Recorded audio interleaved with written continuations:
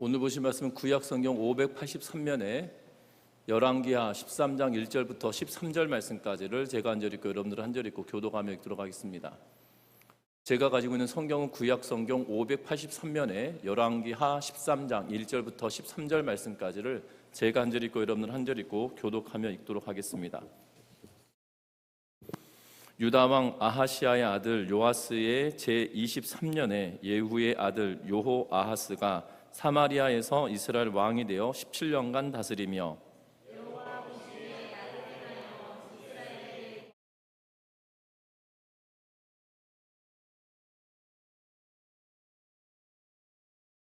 여호와께서 이스라엘에게 노하사 늘 아람 왕 하사엘의 손과 그의 아들 베나단의 손에 넘기셨더니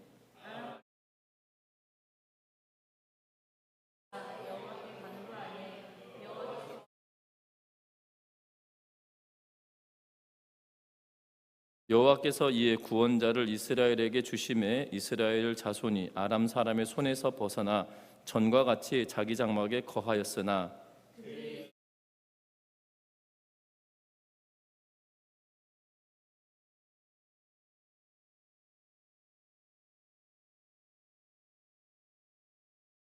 아람 왕이 여호아스의 백성을 멸절하여 타작마당에 티끌같이 되게 하고 마병 50명과 병거 10대와 보병 10,000명 외에는 여호아스에게 남겨두지 아니하였더라.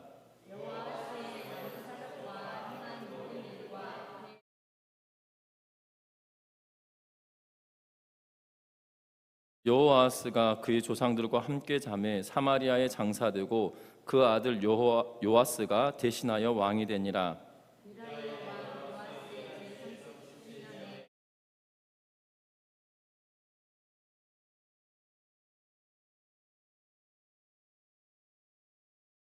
여호와께서 보시기에 악을 행하여 이스라엘에게 범죄하게 한 느밧의 아들 여로보암의 모든 죄에서 떠나지 아니하고 그 가운데 행하였더라.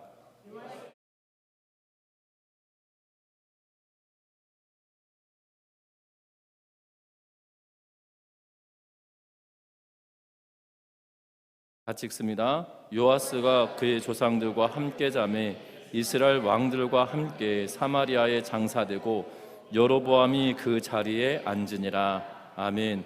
우리 서로 인사 나누고 말씀 나눕니다. 사랑하고 축복합니다. 짐 스토버리 쓴 최고의 유산 상속받기라고 하는 책에 나와 있는 그러한 이야기입니다.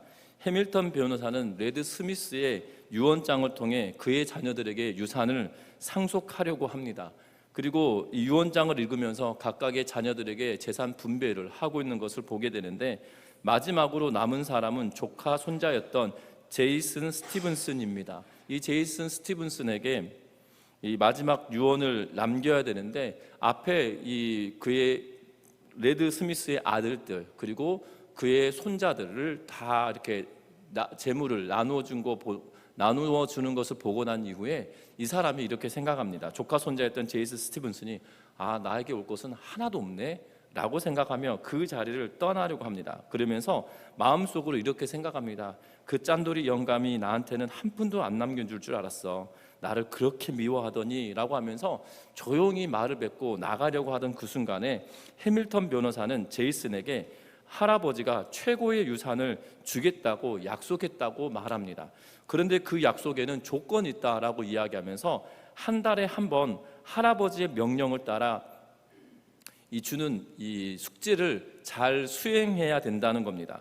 그 기간이 1년이고 다시 말하면 한 달에 한 번씩 1년이니까 12가지의 숙제를 잘 해내면 당신에게 가장 위대한 유산을 주겠다라는 약속을 했다는 겁니다. 만약 이것을 거르거나 반항하면 유산은 한 푼도 없다라는 조건을 걸었다고 합니다. 제이슨은 매달 변호사 사무실을 방문하여서 살아생전 비디오를 통해서 녹화되었던 할아버지가 내어주는 과제를 하나씩 해결하기 시작합니다. 첫 번째 달에는 할아버지 친구였던 거드 골드웰의 목장에서 일을 하는 것이었습니다. 일정 기간 그 일을 하는 것이었고 두 번째 달에 그에게 내어준 숙제는 $1,500를 가지고 5사람에게 가장 유용하게 사용하라는 그러한 과제가 주어졌습니다. 이렇게 1년간 12가지의 과제를 수행하는 동안에 할아버지가 남긴 최고의 유산은 이 12번의 이 과제가 마치 단계를 이루어가는 것처럼 이야기하며 우정에 대해서, 그리고 배움에 대해서, 고난에 대해서, 가족에 대한, 그리고 웃음과 꿈과 감사 등을 이 깨닫게 해주는 그러한 시간이었다라고 말합니다. 1년 만에 성숙한 사람으로 이 태어나게 된 제이슨은 확신에 찬 음성으로 이렇게 말했다고 합니다. 12가지 유산을 고루 사용해 1년 전 저처럼 불쌍한 사람들에게 물려줄 것입니다. 이 12가지 유산을 통해서 나에게 막대한 유산을 준다고 했는데, 그 유산을 이 불쌍한 사람에게 1년 전과 다르게는 불쌍한 사람들에게 나누어 주겠다라고 공언을 합니다. 그러면서 이렇게 말합니다. 이제야 하나님이 왜 저를 만드셨는지, 이 세상에 나를 왜 보내셨는지, 내 인생의 목표가 무엇인지 알았고, 어떻게 하면 다른 사람들이 자신의 인생 목표를 찾을 수 있을지 도울 수 있을 거다라고 이렇게 고백했다고 합니다. 그 고백을 듣고 나서 해밀턴 변호사는 이 제이슨을 불러서 할아버지의 유언장을 읽어주기 시작합니다. 내 조카 손자 이미 책임감과 영향 있는 모습을 보였기 때문에 레드 스티븐슨 고아원, 레드 스티븐슨 도서관 프로그램, 그리고 몇몇 장학재단, 병원 등 기타 기관들의 기금을 관리하는 유일한 책임자로 손색 없을 것으로 생각한다. 제이슨에게 부탁하고 싶은 것은 현재 자선재단에서 진행하는 모든 프로젝트와 또한 앞으로 의미 있다고 느끼는 일들을 추진할 때 지난 1년 동안 얻은 경험과 지혜를 사용해 달라는 것이다 라고 하면서 이 제이슨에게 그가 가지고 있었던 사회 사업에 대한 모든 권한을 그에게 줍니다. 그런데 그 사회 사업에 운영하는 이 금액이 얼마냐면 10억 달러, 지금 우리의 돈으로 환산하면 1조 3천억이라고 하는 돈을 주면서 모든 운영을 하고 있는 것을 보게 됩니다.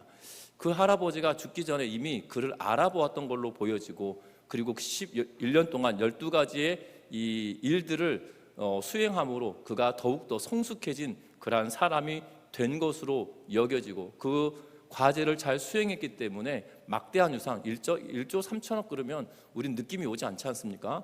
우리는 뭐 1억 3천 이래야 좀 느낌이 오는데, 뭐 1조 3천억 이러면 느낌이 잘 안 오거든요. 그런데 1조 3천억 그러면 여러분들 그 잠실에 가면 롯데타워라고 하는 우리나라에서 제일 높은 빌딩을 한 서너 개 세울 수 있는 비용입니다. 그러니까 어마어마한 거죠. 지금으로 따져도 그만큼의 비용인데, 그만큼의 큰 돈을 그에게 남겨주고 모든 재단의 기금을 운영하도록 했다라는 겁니다. 우리 인생을 살아가면서 자녀들에게 편한 것을 주기를 원하고, 또한 자녀들에게 나은 것을 주고자 원하는 것이 부모의 마음일 겁니다.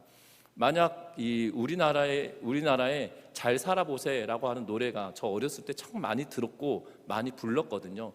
기억나십니까? 잘 살아보세, 잘 살아보세, 우리도 한번 잘 살아보세 이러면서 불렀던 기억이 나고, 또 아침마다 그 새벽 예배가 아니죠. 저희 어렸을 때 학교 가기 전에 꼭 동네에서 꼭 그 음악을 틀어주셨어요. 이 새벽종 이울렸네, 새 아침이 밝았네. 그 아침마다 왜 그 음악을 틀어줬는데, 그리고 국기 하강식 하기 전에 꼭 노래를 틀어주고, 그리고 국기 하강식을 진행했던 기억이 납니다.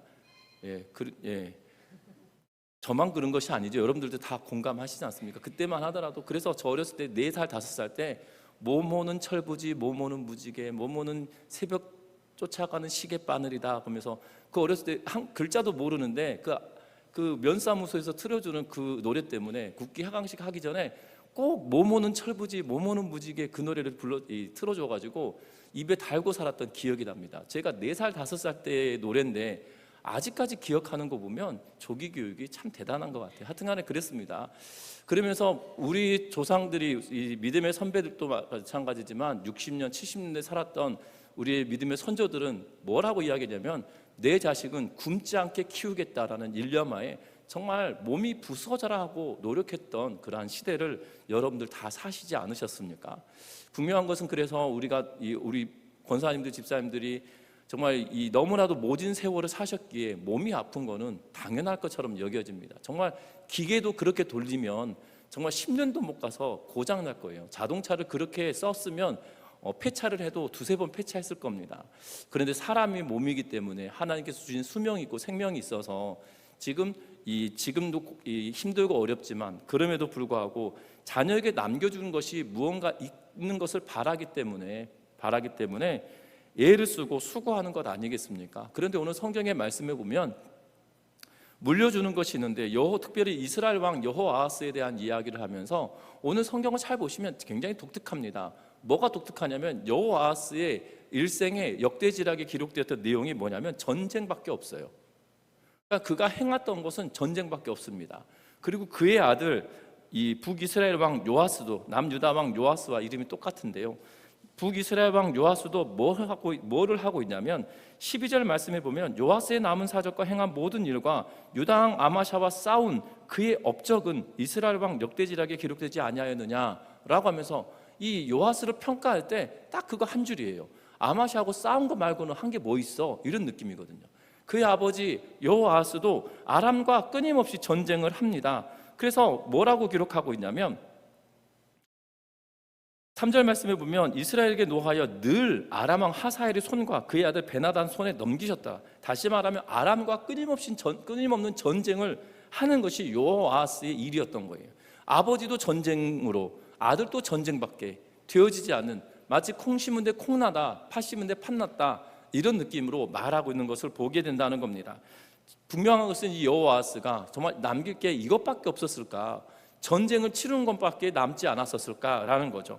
중요한 것은 이 여호아하스는 누구의 아들이냐면 예후의 아들이다라고 성경은 이야기합니다. 그래서 13장 1절에 뭐라고 이야기하냐면 유다의 왕 야하시아의 아들 요아스 제23년에 예후의 아들 여호아하스가 사마리아에서 이스라엘 왕이 되어 17년간 다스렸으며 라고 이야기하면서 예후의 아들이거든요.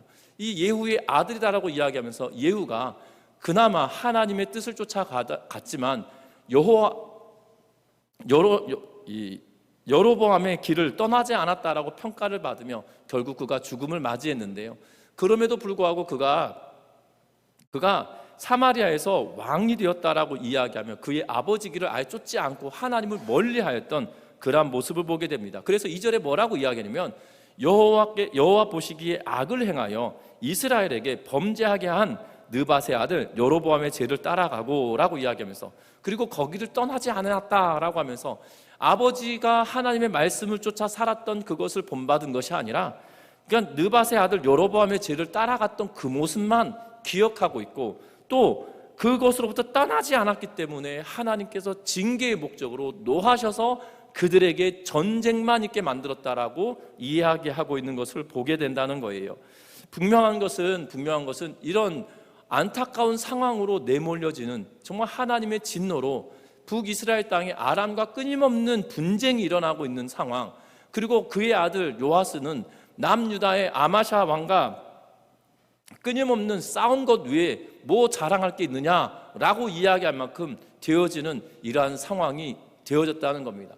그러면 이렇게 말할 수 있을 것 같아요. 하나님이 진노했으니 항상 전쟁만 있지 않았겠냐, 그래서 아들이 배운 게 그것밖에 없지 않겠냐라고 말할 수 있을 것 같은데, 오늘 본문을 보면 하나님은 자비를 베풀어 주시는 하나님이시라는 거예요. 하박국 선지자가 기도합니다. 진노 중에라도 우리에게 긍휼을 베풀어 주십시오 라고 하박국 선지자는 기도하고 있거든요.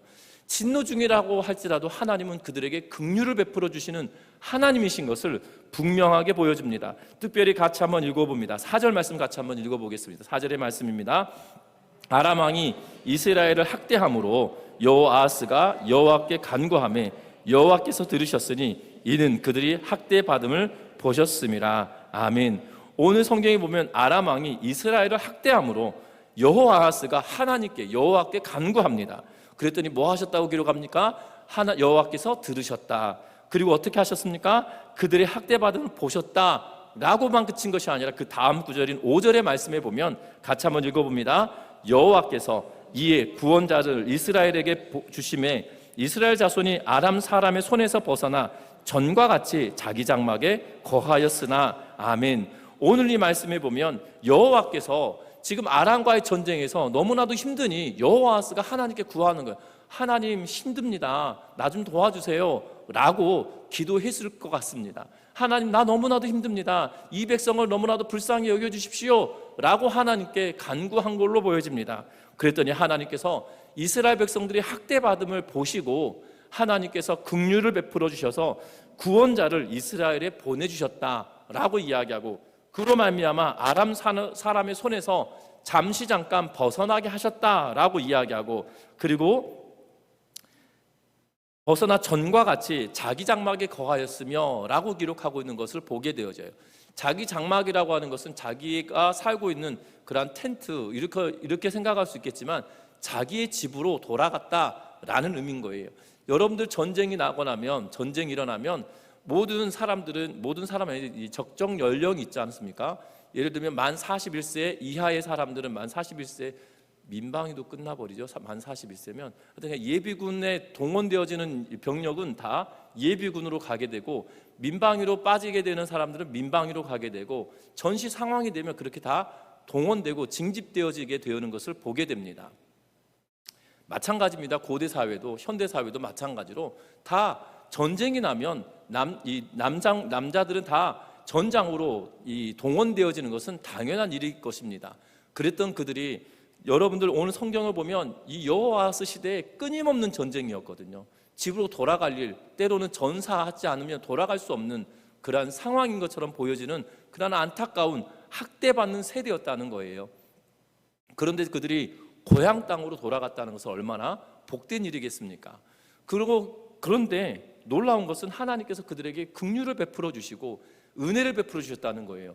왜 은혜를 베풀어 주셨습니까? 하나님께 간구하고 기도하였더니 심판 중에라도 긍휼을 베풀어 주셔서 그들에게 은혜를 주시고 고향 땅으로 돌아갈 기회를 그들에게 주셨다라고 성경은 명확하게 이야기하고 있는 것을 보게 됩니다. 성경은 그 구원자가 이 구원자를 이스라엘에게 주셨다라고 이야기할 때 그 구원자가 누구인지는 명확하게 알지 못해요. 그래서 학자들마다 의견이 좀 분분한데, 아람을 대적할 이방 나라의 왕을 세우셨을 거다, 아니면 사사시대처럼 하나님께서 특별한 인물을 세우셨을 거다라고 여러 가지 이야기를 합니다. 그런데 성경은 그가 누구인지에 대하여 명확하게 밝히고 있지 않은 이유는, 그것은 그 구원자에 대한 관심보다도 구원을 베푸시는 하나님께 관심을 두기 위하여 주고 있다는 거죠. 분명한 것은 하나님께서 이 일들을 행하셨고, 하나님께서 그들로 하여금 전장했던 남성들을 다 고향 땅으로 돌아갈 평안한 시대를 허락하셨다라고 말합니다. 그 이유가 뭡니까? 간구했더니, 하나님께 기도했더니 라는 거예요. 분명한 것은 느밧의 아들 여로보암의 길을 따랐고 그 죄악의 길을 벗어나지 않았던 여호아하스였다 할지라도, 그가 하나님께 그들의 백성을 살펴달라고 간구하고 기도할 때 하나님은 응답하시고 들어주셨던 그 하나님이셨다는 사실입니다. 그런데 이 여호아하스가 하나님께 간구하고 기도할 때 장막으로 돌아갈 수 있는 기회를 주셨던 것을 보게 되는데요. 그런데 놀라운 것은 6절 말씀이에요. 같이 한번 읽어봅니다. 그들이 이스라엘에게 범죄하게 한 여로보암의 집에서 떠나지 아니하고 그 안에서 따라 행하며 또 사마리아의 아세라 목상을 그냥 두었더라. 아멘. 오늘 보면 하나님께 기도하였더니 그들에게 위로함을 주시고 긍휼을 베풀어 주셔서 전쟁이 그치게 하고 고향 땅으로 돌아갈 수 있도록 은혜를 베풀어 주셨다라고 이야기하고 있어요. 그러면 하나님께 기도했더니 응답해 주셨다라면 여호아하스는 어떻게 해야 될 것 같으십니까? 하나님 정말 살아계시는구나. 저 같으면 그럴 것 같아요. 정말 절체절명의 순간에 하나님께 기도했어요. 그랬더니 응답을 받았어요. 그리고 하나님의 살아계심을 인정할 수밖에 없는 그러한 상황이 됐어요. 그러면 하나님을 믿을까요? 안 믿을까요? 하나님 믿는 게 당연할 것 같아요. 그런데 여호아하스는 여전히 수도로 돌아옵니다. 그도 고향 땅인 수도로 돌아와 그의 거처인 사마리아 성에 거하게 되는데, 그곳에서 무엇을 하냐면 아세라 목상을 그냥 두었다라는 표현을 쓰고 있는데요. 여러분들 잘 아셔야 되는 것은 예후가 바알과 아세라를 섬기는 모든 제사장을 죽였고요. 그리고 그들을 섬겼던 이들을 다 죽였어요. 바알과 아세라에게 제사를, 정말 큰 제사를 지내겠다라고 바알의 신당에 다 불러 모아놓고 문을 다 걸어 잠그고 다 죽여버렸거든요. 그런데 아버지가 이미 다 없애버렸던 그것을 어디서 찾아가지고 아세라 목상을 딱 세워놓고 여전히 그것을 섬기는 일을 범하고 있는 것이 여호아하스예요.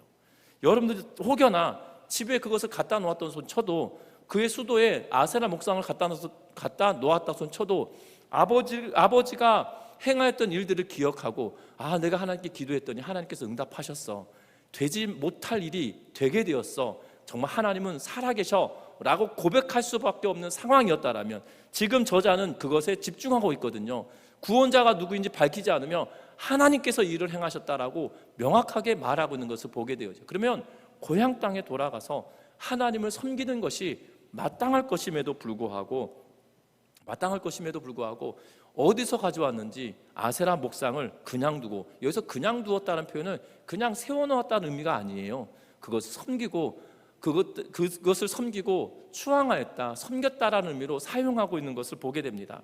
그냥 갖다가 놓았다. 우리가 마치 제주도 여행 가면 도라르방 하나씩 구해가지고 선물 남들에게 주고, 또 그 선물을 받아가 제주도 갔다 왔나 보구나라고 하면서 도라르방 선물을 그렇게 많이 나누어 주었잖아요. 어떻게 보면 도라르방이 우상이다라고 말할 수 있겠지만, 그것을 가져다 놓고 그냥 장식처럼 선물 줬으니까 버릴 수도 없고 해서 장식처럼 놔뒀다, 이런 의미가 아니에요. 그냥 그것을 섬겼다는 거예요. 왜 다 없애져 버렸는데 그걸 가져다가 그냥 두었다라는 의미는 그것을 섬겼다라는 의미거든요. 그리고 그것을 섬겼기 때문에 어떤 일이 벌어집니까?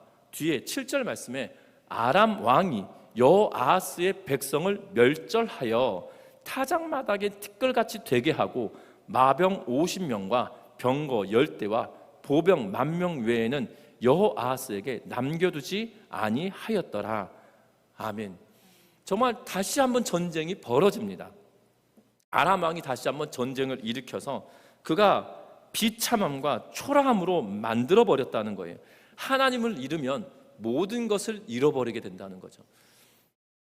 여호아하스에게 하나님께서 놀라운 응답을 해주셨잖아요. 절체절명의 순간에 그가 하나님께 여호와께 기도하였더니 여호와께서 들으셨다라고 이야기해요. 여러분들 성경을 잘 보시면 우리는 성경은 하나님이라고 번역된 단어가 있고요, 여호와라고 번역된 단어가 있어요. 하나님이라고 번역된 단어와 여호와라고 번역된 단어가 원문 자체에서 다르거든요. 여호와라고 번역된 단어는 아도나이라고 읽혀지는, 이 야훼라고 써놓고 아도나이라고 읽어지는 그러한 단어인데요, 하나님은 엘로힘이라고 하는 단어를 따로 쓰고 있습니다. 이 여호와라고 하는 단어는 전능자라는 의미를 가지고 있고 권능을 상징하고 능력의 하나님을 말하고 있어요. 그런데 오늘 본문의 5절에 보면, 이 4절에 보면 그가 기도할 때 여호와께 간구했다라고 분명하게 이야기하고 있거든요. 그러니까 많은 신들 가운데 하나님이란 단어는 신이라는 의미를 가지고 있기도 해요.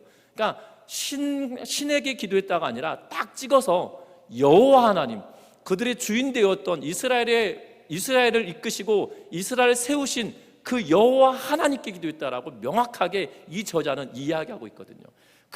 이 저자는 여호와께서 들으셨다라고 이야기하고, 분명한 것은 여호와께서 이 모든 일을 행하셨으면 그가 이 길을 떠날 것이 아니라 하나님만 바라고 살아가야 될 그였지만, 결국 그가 죄악된 길로 벗어나지 못하고 그 길을 갔다는 거죠. 결국 하나님을 잃어버린 그에게 여로보암 왕이 여호아하스 백성을 멸절하였다. 지금 고향 땅으로 돌아가는데 다시 7절에 이 본문을 이야기하는 것은, 이 본문을 해석하는 학자들이 이것이 앞에 되어진 일들이었을 거다라고 말하는 학자들도 있는데요, 그런데 그렇다면 이 열왕기 하를 기록하고 있는 이 저자는 이 문장을 5절 앞으로 옮겼을 거예요. 학대받아서 이러한 상황이 되었기 때문에 간구했다, 기도했다라고 썼을 겁니다. 그런데 저자는 하나님께서 돌보셨고 하나님께서 해결해 주셨고 고향 땅으로 돌아갔는데 그들이 또 멸절당했다는 것은, 그리고 그 앞에다가 아세라를 섬겼다라는 표현을 써놓고 있는 것은 결국 하나님을 버려버렸기 때문에 하나님께서 그에게 징계하셨다라는 의미로 오늘 본문을 읽을 수밖에 없다는 거죠. 결국 하나님을 잃어버리면 모든 것을 잃어버린 것과 동일하다는 거예요. 얼마나 비참합니까? 그 백성이 멸절하여라는 표현을 쓰고 있어요. 멸절이라는 단어는 1,000명이 있다라면 그 가운데 몇 명 남지 않은 상황을 두고 멸절이라는 표현을 쓰잖아요. 1,000명이 있는데 500명이 죽었다, 그럼 멸절이라는 표현을 잘 쓰지 않아요. 그러니까 1,000명이 있었다, 그런데 그 중에 몇 명밖에 남지 않았다, 그러면 멸절이라는 의미 쓰거든요. 멸절이라는 의미 자체가 굉장히 모든 것을 쓸어버렸다는 의미로 사용되어지기 때문이죠. 멸망 그러면 완전히 망해버린 것을 말하잖아요. 멸절 그러면 이 사람들이 많이 죽어버렸음을 이야기하고 있거든요. 그리고 타작마당이 티끌같이 만들어버렸다. 타작마당 티끌이 어떻습니까? 타작마당에 우리 이 도리깨를 휘두르면 먼지가 푹 이렇게 올라오잖아요. 그 먼지가 어떻게 됩니까? 바람 부는 대로 다 흩어져 버리는 것을 보게 되지 않습니까? 그렇게 만들었다라고 이야기하고, 또한 여호와하스에 남은 것은 마병이 50명, 병거가 10대, 그리고 보병이 10,000명 외에 그 이스라엘 땅에 군대가 남아있지 않도록 싹 군대를 해산시켜 버렸다라고 이야기하고 있는 것을 보게 됩니다.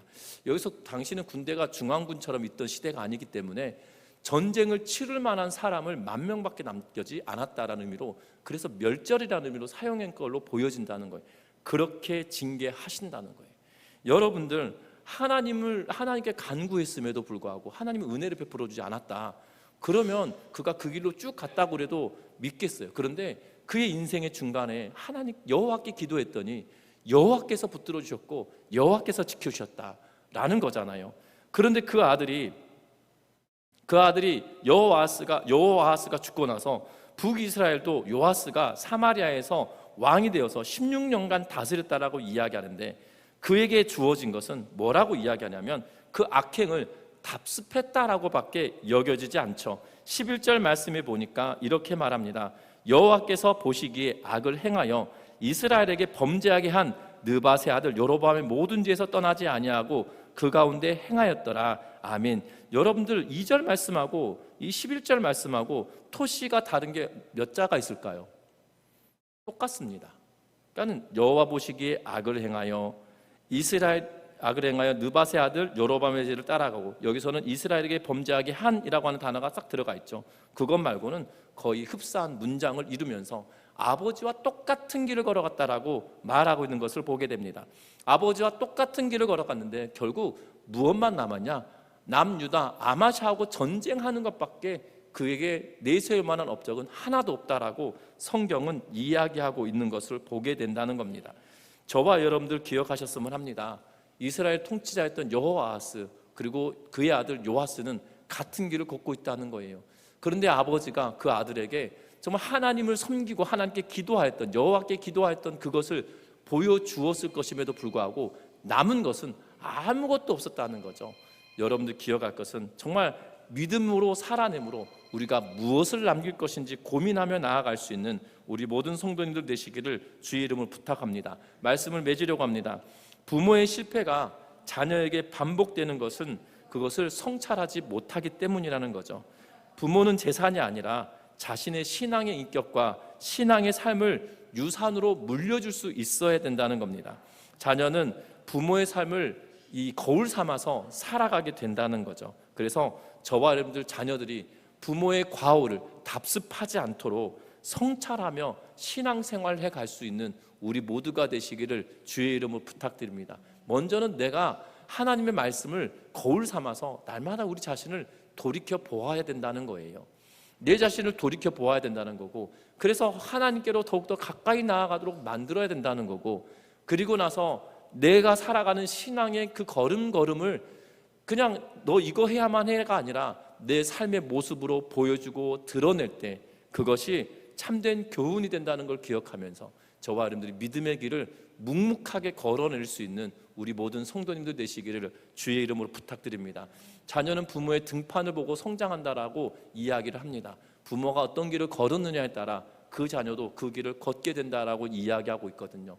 저와 여러분들이 걷는 길이 정말 여호아하스와 같은 길을 걷는 것이 아니라 반짝 하나님께 간구하였더니 응답받고 여전히 이 하나님의 뜻대로 살지 않은 길을 걷는 것이 아니라 내가 날마다 말씀이라고 하는 거울 앞에 서서 날마다 내 자신을 돌이켜보고 하나님이 기뻐하시는 것이 무언가, 하나님이 원하시는 것이 무엇인가, 하나님이 원하시는 삶을 내가 살기 위하여 내가 지금 하나님 말씀 앞에 내가 바로 서 있는가를 날마다 되새겨보면서 말씀대로 살아가는 우리 모두가 되시기를 주의 이름으로 부탁드립니다. 기도합니다.